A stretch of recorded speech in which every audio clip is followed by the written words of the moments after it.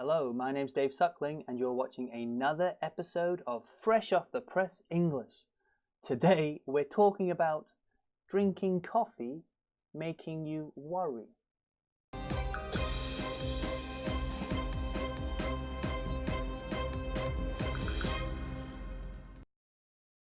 It's Sunday, the 16th of September 2018. The news comes from usnews.com. The news is about the negative, the bad effects of drinking coffee and how sometimes coffee, if you drink too much of it, can actually make you worry more, make you anxious. Let's look at the headline. Can coffee and nicotine contribute to your anxiety?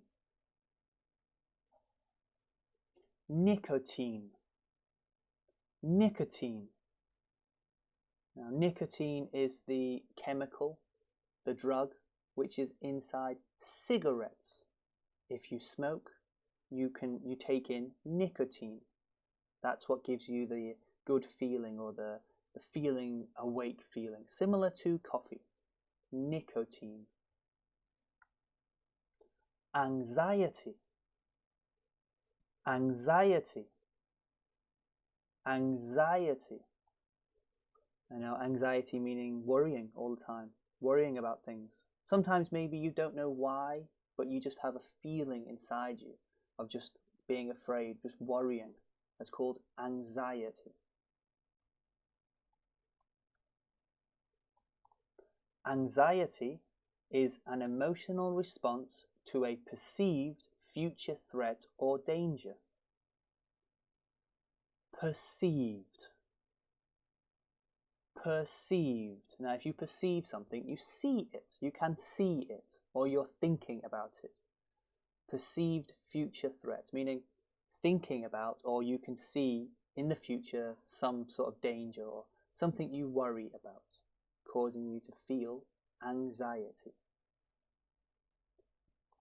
Normal anxiety is occasional, controllable, and finite.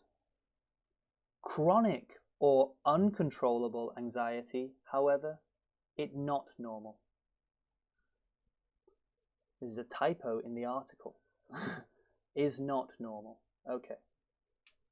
Finite. Finite. Now, finite, if something is finite, it means it comes to an end. It starts at this time and it finishes here. It's finite. Our lives are finite. We are born and then we die. Finite. The opposite would be infinite. Infinite would be something that goes on forever, something that never ends. Infinite. But here we're saying finite. Chronic. Chronic. Now, if something is chronic, if something affects you chronically, it means you can't cure it, you can't get rid of it, it's always there. You have a chronic problem. It's there all the time. Chronic illness is a sickness, makes you sick, and you can't do anything about it. You'll always be sick. It's chronic.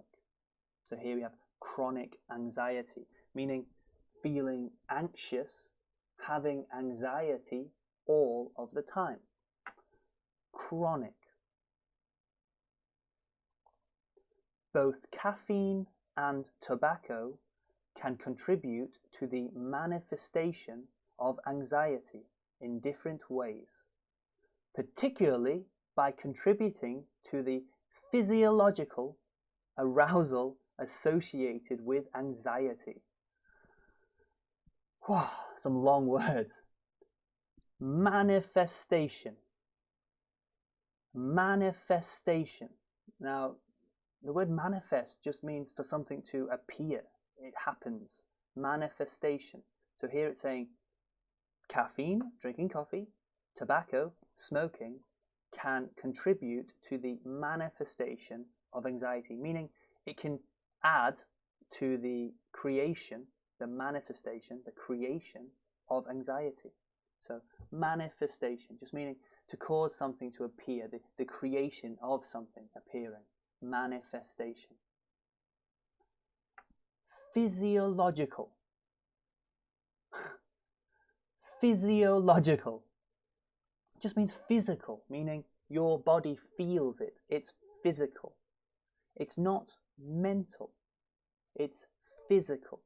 Physiological arousal, meaning the coffee actually has a physical effect on you. The coffee makes you wake up, and that feeling of is linked to anxiety, because it's a feeling of looking and being aware and thinking too much. That's when we worry about things. That's how we feel.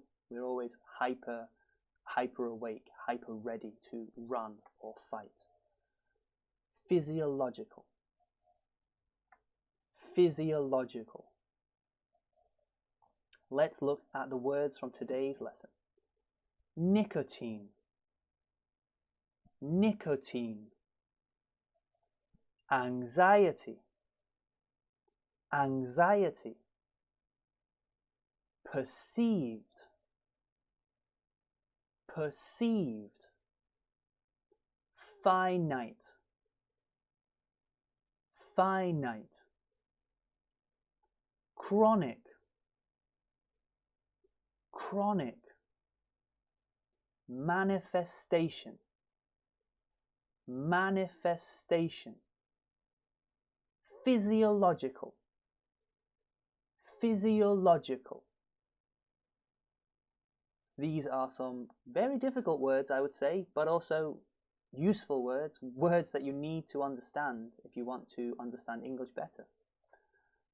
Very useful when we're talking about diseases or other problems that you might have in your life. Chronic, manifestation, physiological, these are all words related to your health. Write them down and remember them.